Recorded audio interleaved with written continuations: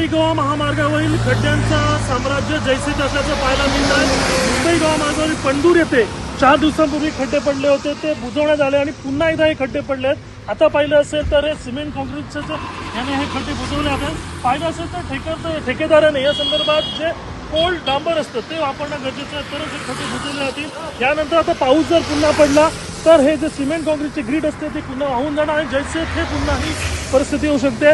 गणेशोत्सव अवघ्या काही महिन्यावर राहिलेला येऊन ठेपलेला असताना हे प्रश्न आहे तो गंभीर आहे, कारण मुंबई गोवा महामार्गावरून अनेक चाकरमानी असतील, मुंबईकर कोकण निवासी असतील, ते इथे सिंधुदुर्गात येणार आहेत, वाहनं मोठी वाढणार आहेत। मात्र हा प्रश्न गंभीर आहे, याबाबत महामार्ग ठेकेदाराने योग्य वेळी योग्य असा उपाय करणं गरजेचं ठरणार आहे। मोहन नाईक, लोकशाही मराठी, सिंधुदुर्ग। या ठिकाणी जे हायवेचे काम चालू आहे, जे खड्डे बुजवले जातात ते बघितलं तर पूर्णपणे ग्रीटने या ठिकाणी बुजवले जातात।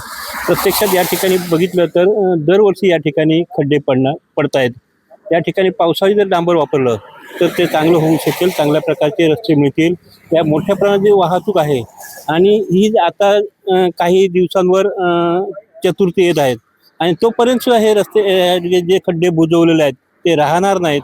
मग यासाठी ठोस अशी उपाययोजना केली पाहिजे। म्हणजे काय चाललं आहे ते योग्य नाही असं मला वाटतंय आणि अशा प्रकारे जर ह्या केलं तर अपघात मोठ्या प्रमाणात होतील आणि मनुष्यहानी होईल। आपण पैशाच्या स्वरूपात असेल तर आपण काही हे करू शकतो, पण मनुष्यहानी झाली तर हे मोठ्या प्रमाणात नुकसान आहे, ते आपण हे करू शकणार नाहीत। आपलं नाव? मी जिल्हा परिषद सदस्य गंगाराम छडवेलकर। लोकशाही मराठी ऐका, पहा, जागरूक रहा।